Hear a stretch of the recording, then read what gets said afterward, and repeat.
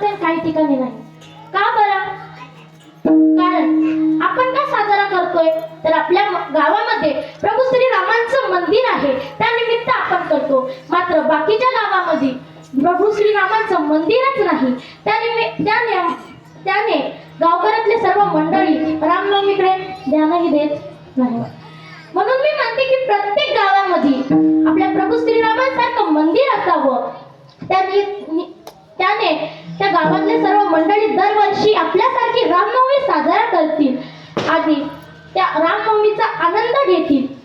आणि रामप्रभूंचं मंदिर जर आपल्या गावामध्ये असेल तर लोक कुकर्म करायला घाबरेल, म्हणजे वाईट कर्म करायला घाबरेल. विठाला विठाला.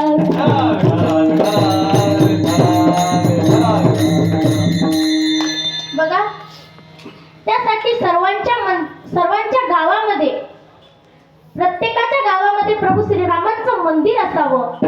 आणि ज्या गावामध्ये प्रभू श्रीरामांचं मंदिर नाही त्या गावातल्या सर्व गावकऱ्यांनी एक जिद्द बाळगावी की बनाएंगे मंदिर, बनाएंगे मंदिर.